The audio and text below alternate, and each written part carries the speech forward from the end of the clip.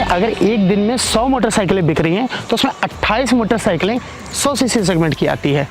लेकिन इस सेगमेंट में होंडा जैसी बड़ी कंपनी दूर दूर तक नहीं थी और होंडा को इस बात का एहसास हो गया और यही वजह है कि होंडा ने 100 सीसी सेगमेंट में शाइन को उतार दिया। अब आप कहेंगे भाई शाइन तो 125 सीसी सेगमेंट में आती है, तो असली कहानी यही है। शाइन 125 सीसी सेगमेंट में देश की सबसे ज़्यादा बिकने वाली मोटरसाइकिल है, जिसके 1 करोड़ से भी ज़्यादा मॉडल बिक चुके हैं। यही वजह है कि होंडा ने सोचा कि देखो पहले तो 100 सीसी सेगमेंट में एंट्री करते हैं और दूसरा शाइन के नाम का इस्तेमाल करते हैं, वही शाइन जिसे लोग आसानी से जानते हैं। तो यही वजह है कि 100 सीसी सेगमेंट में होंडा ने अपनी शाइन को उतार दिया है। अब आपके जहन में कई सारे सवाल होंगे कि भाई बाइक तो आ गई है, लेकिन इसमें अंतर क्या है। पहले सवाल का जवाब भी दूंगा, उसके अलावा इस बाइक से जुड़ी हर चीज़ जैसे कि इंजन, स्पीड, माइलेज और कीमत के बारे में भी आपको पूरी जानकारी दूंगा। तो इस वीडियो को आखिर तक देखिए क्योंकि बहुत मजा आने वाला है। मैं हूं श्रीधर मिश्रा और आप देख रहे हैं ऑटो जंक्शन। सबसे पहले बाइक के लुक की बात करें तो एक बार मैं इस बाइक पर बैठ जाता हूं और आपको एक बेसिक चीज़ बताता हूं। ये बाइक अपने सेगमेंट की सबसे हल्की बाइक है, पतली भी है, लेकिन ऐसा नहीं है कि आपको देखने में कमज़ोर लगे। जब आप इसे खरीदेंगे तो आपको कॉन्फिडेंस आएगा, आपको लगेगा कि आप एक अच्छी बाइक लेकर घर जा रहे हैं। ऐसा बिल्कुल नहीं लगेगा कि भाई ये बाइक चीप क्वालिटी की है या फिर मज़ेदार नहीं लग रही है। आप जब इसे खरीदेंगे बहुत ही अच्छी देखने में लग रही है। तो लुक की बात करें तो एक बार फ्रंट से बताता हूँ। यहाँ पर ब्लैक कलर का काउल दिया गया है, हेलोजन हेडलाइट दी गई है और जो इसके टर्न इंडिकेटर्स है फ्रंट में वो बल्ब टर्न इंडिकेटर्स हैं। टेलीस्कोपिक सस्पेंशन दिया गया है। काम कैसा करता है वो जब चलाएंगे तब बताएंगे। सामने की ओर और पीछे की ओर दोनों आपको 17 इंच के टायर्स मिलते हैं। आगे ड्रम ब्रेक मिलता है, डिस्क ब्रेक नहीं मिलता है। यहाँ पर अलॉय व्हील्स मिलते हैं। तो फ्रंट जो है वो बहुत ही ज़्यादा डिसेंट है। ऐसा कुछ भी इन्होंने करने की कोशिश नहीं की है जो कि देखने में बहुत ही लगे कि ग्राफिक्स डाल दिया हद से ज़्यादा या देखने में अजीब लग रही है। साइड पैनल की बात करें तो यहाँ पर आपको जो इसका पेट्रोल टैंक है वो 9 लीटर का मिलता है और जो इसकी बनावट है वो बहुत ही बेहतर है। पतला सा फ्यूल टैंक है। जब आप इसे चलाएंगे जब इस गाड़ी को तो आपको नहीं लगेगा कि भाई ये कुछ अनबैलेंस हो रहा है। साइड में ये जो प्लास्टिक की क्वालिटी ये भी बेहतर है, कोई परेशानी मुझे लगी नहीं। और यहाँ पर फुटरेस्ट दिया गया है, ब्रेक दिया गया है और ये जो साइलेंसर है इसके ऊपर ये जो कवर दिया गया है वो भी मेटल का है। सीट बहुत ही लंबी दी गई है, अपने सेगमेंट की सबसे लंबी सीट दी गई है। इसके बारे में जब मैं इस पर बैठूंगा तब बताऊंगा कि इस सीट की खासियत क्या है। पीछे की तरफ आपको स्प्रिंग सस्पेंशन मिलते हैं, यानी साफ समझ में आ रहा है कि इसको उन जगहों के लिए टारगेट किया गया जैसे गाँव हुए या जहाँ पर बेहतर सड़क नहीं होती है, उन जगहों के लिए इसको टारगेट किया गया है। और बाइक को ऐसे बनाया गया है जिसपे आप अच्छे से सामान को लाद कर भी ले जा सकते हैं और 2 लोगों को आराम से बैठा कर अगर बीच में सामान भी रखना। तो पीछे की बात करें तो ये जो रियर लैंप है वो भी बल्ब है और पीछे के जो टर्न इंडिकेटर्स है वो भी बल्ब है, यानी एलईडी आपको कहीं देखने को नहीं मिलेगी। हर जगह आपको फ्रंट और रियर दोनों में आपको हेलोजन बल्ब सेटअप ही मिलेगा। अगर इस साइड की बात करें तो यहाँ पर साड़ी गार्ड दिया गया है जिससे कि साड़ी या चुन्नी टायर में न जाए, तो सेफ्टी पर्पस के लिए ये दिया गया है। सेफ्टी के लिए एक चीज़ और दी गई है, इसमें सीबीएस फीचर दिया गया है, उसे मैं आगे समझाऊंगा। बात करें अगर यहाँ पर जब आप बैठेंगे तो जो आपको इसमें पैनल मिलता है वो कोई भी डिजिटल नहीं, बहुत ही सिंपल है। इसमें एनालॉग आपको फ्यूल मीटर भी मिलता है और एनालॉग ही स्पीडोमीटर मिलता है, इसके अलावा कुछ नहीं मिलता है। ये है चाबी। चाबी देखने में आपको देखिए कुछ ऐसी लगेगी और इसके हॉर्न को एक बार मैं सुना देता हूँ, ऐसा है। और बाकी सब बेसिक चीज़ें ही मिलती है। साइड स्टैंड जो है उसके बारे में एक चीज़ आपको और बता दो तो कि सेफ्टी के लिए इसमें दिया है कि जब साइड स्टैंड लगा रहेगा तो बाइक ऑन नहीं होगी। इसमें डुअल कलर का ऑप्शन मिलता है, तो ये जो ब्लैक है उसके बाद आपको रेड और वाइट कलर की पट्टी इसमें देखने को मिलेगी। ये बाइक टोटल 5 कलर ऑप्शन में आती है, तो आपको जो कलर पसंद आए आप लीजिए। मेरे पास जो इस समय कलर है वो ब्लैक है और इसमें रेड और वाइट का पट्टी दी गई है, तो ये देखने में बहुत ही बेहतर लग रही है। तो लुक के बाद अब बात करते हैं गाड़ी के दिल की, यानी इसके इंजन की। इसमें 100 सीसी का फ्यूल इंजेक्टेड इंजन है, यानी सीधा जो फ्यूल है वो इंजन में जाता है। खास बात यह है कि इस बाइक की सबसे बेस्ट चीज़ जो मुझे लगी वो है इसका इंजन का रिफाइनमेंट। इंजन इतना स्मूथ काम करता है कि जब आप इसे चलाएंगे तो आपको एक पल के लिए तो ऐसा भी लग सकता है कि 100 सीसी की बाइक नहीं बल्कि 125 सीसी की बाइक है। 4 मैनुअल गियर बॉक्स मिलते हैं, तो गियर की जो शिफ्टिंग थी वो भी मुझे बहुत ही ज़्यादा बेहतर लगी। ऐसा नहीं कि कहीं गियर फंस रहा है, फर्स्ट से लेके 4 तक में अभी तक मुझे कुछ पता नहीं चला। हालांकि ये बात मैं साफ कर दूं कि अभी हमने इस बाइक को सिर्फ 1 घंटे चलाया है।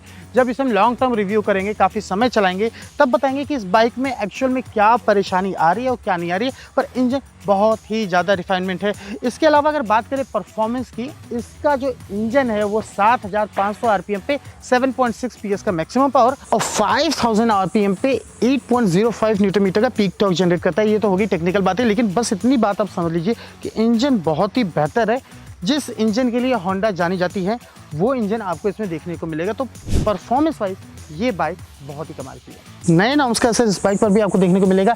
ये बाइक OBD2 कप लाइन को फॉलो करती है, यानी अगर आपको आसान भाषा में समझा दें तो इस बाइक में भी अब आपको कार की तरह एक पोर्ट मिलेगा, जहां पर सिर्फ एक पोर्ट लगाने के बाद अगर इस बाइक में कोई खराबी हो गई तो एरर कोड जनरेट हो जाएगा। तो मशीन बताएगी कि बाइक में क्या खराबी है। एक बार आपको इस बाइक का एग्जॉस्ट साउंड सुना देता हूं। तो हमने बाइक को ऑन कर दिया,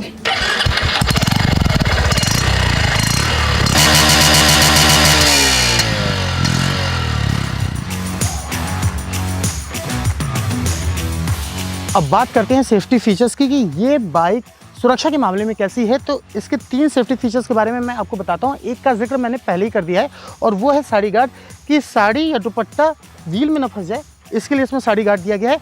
दूसरे सेफ्टी फीचर की बात करें तो इसमें side stand cut off engine दिया गया है, यानी आसान भाषा में समझाएं तो ये देखिए अभी साइड स्टैंड लगा हुआ है ना, बाइक ऑन करने पर नहीं होगी क्योंकि गियर में लगी है। अब जैसे इसको हटाएंगे और जैसे ही साइड स्टैंड लगाएंगे ये बंद हो गई। ऐसा नहीं है कि साइड स्टैंड पे है तो बाइक स्टार्ट नहीं होगी, अगर न्यूट्रल पे तभी होगी। जैसे अभी देखिए न्यूट्रल कर दिया मैंने, ये देख रहे हैं ऑन हो गई।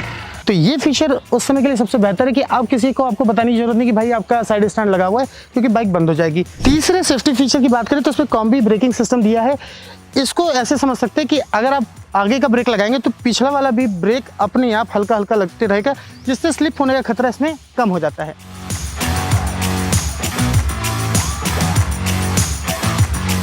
तो अब बात कर लेते हैं इस बाइक के डायमेंशन की। बैठ कर देखते हैं कि बाइक बैठने में कैसी है। तो एक बार मैं बैठ जाता हूँ।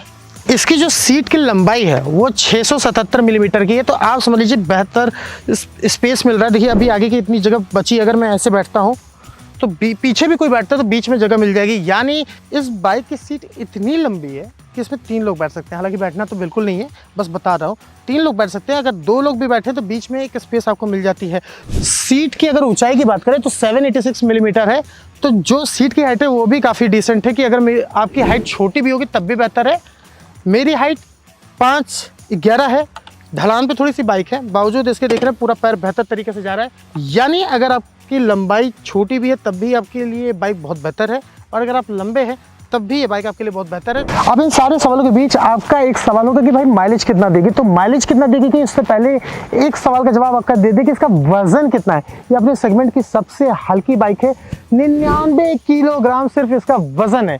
अब ये इतनी हल्की है तो साफ सी बात है कि चलाने में तो बेहतर होगी, माइलेज भी ज़्यादा मिलेगी। कंपनी ने अभी कोई क्लेम नहीं किया, लेकिन ये जरूर कह रहे हैं कि हम अपने सेगमेंट में सबसे ज़्यादा माइलेज देने वाली बाइक रहेंगे। तो एक अमूमन जो बात निकल कर आ रही है कि 70 kmpl का माइलेज तो कहीं भी नहीं गया, उतना तो आपको मिलना ही मिलना है। इसके अलावा जब ये बाइक लॉन्ग टर्म के लिए हमारे पास आएगी, जब हम इसे लंबे समय चलाएंगे तो माइलेज टेस्ट भी करेंगे और आपको बताएंगे कि इसमें माइलेज कितनी मिलती है। तो चलते हैं, बैठते हैं इस बाइक पर और देखते हैं चलने में ये कैसी है। तो भाई अब बाइक को ऑन करते हैं और देखते हैं कि ये कैसे चलती है। पहले गियर में ये बाइक 20 पर पकड़ लेती है, फिर दूसरे गियर में भी एक्सीलरेशन बहुत तगड़ा है, तीसरे में आते बाइक एकदम नॉर्मल हो जा रही है, 60 पकड़ ले रही है, और चौथे में ये 60 को क्रॉस कर जा रही है। तो ये स्पीड का आपको मैंने दिखाया अभी, यानी चौथे में अब मान के चलिए 70-80 तो आराम से पहुंच जाएंगे, 70-80 तक। बाइक बहुत ही हल्की है, तो इसको ये जो देखिए मूव करने में ना बहुत ही ज़्यादा मज़ा आ रहा है। अब हम वैली की तरफ जा रहे हैं तो ऊपर और नीचे ये रास्ते आ रहे हैं। ये अगर आप अकेले इस बाइक पर बैठ के ट्रैवल कर रहे हैं तो बहुत ही कमाल का मज़ा मिलने वाला है। कोई बड़ी बात नहीं कह रहा हूँ, लेकिन ऐसा नहीं लग रहा है कि 100 सीसी की बाइक पे हूँ। मैंने 125 सीसी वाली बाइक्स को भी चलाया है, तो कुछ बाइक्स के मुकाबले ये देखो बराबर तो नहीं हो सकती, लेकिन ठीक है, वैसा फील ज़रूर दे रही है। इंजन को इतना रिफाइंड ट्यून किया है कि कोई भी वाइब्रेशन नहीं पता चल रही है। बाइक बहुत ही कमाल की, इवन देखिए 30 में भी वाइब्रेशन नहीं पता चल रहा, 20 में मैं 40 प्रेस कर दिया हूँ, अब पैरों पे थोड़ा सा वाइब्रेशन पता चल रहा था, वरना कुछ भी नहीं। तीसरे में तो वो भी नहीं। इस बाइक के लिए ऐसे ख़राब रास्ते काफ़ी जो आगे आने वाले हैं, ये देखिए। तो इस पे देखिए ये बाइक का हम देखिए सस्पेंशन बहुत बेहतर काम कर रहा है। ये होंडा के इंजन जो होते हैं वो अपनी बेहतर परफॉर्मेंस के लिए जाने जाते हैं, और वो चीज़ इस बाइक में भी देखने को मिल रही है साफ तौर पर। देखिए ढलान पर अब हम आ गए हैं, और यहाँ पर बाइक का जो कंट्रोल है वो बहुत ही ज़्यादा बेहतर है। ये देखिए बहुत ही ज़्यादा बेहतर है, कमाल का मज़ा आ गया।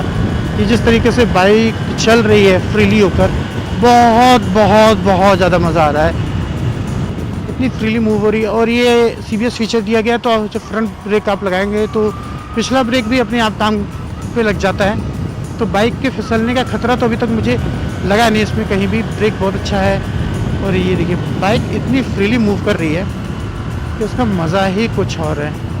60 पर इस गाड़ी चल रही है और कोई भी वाइब्रेशन पता नहीं चल रहा है। तो इस वीडियो में हमने आपके सारे सवालों के जवाब देने की कोशिश की, और अगर कोई सवाल का जवाब अगर रह गया हो तो उसे आप कमेंट बॉक्स में ज़रूर पूछिए, उस पर हम अलग से वीडियो बनाएंगे या उसका जवाब देने की पूरी कोशिश करेंगे। आपको क्या लगता है कि हीरो HF डीलक्स के और TVS स्पोर्ट के मुकाबले ये बाइक भारतीय बाजार में कितनी बेहतर रहेगी? आपको अगर इन 3 बाइक्स में से किसी एक बाइक को लेना होता तो आप किसे लेते? और ऐसी ही वीडियो के लिए देखते रहिए ऑटो जंक्शन।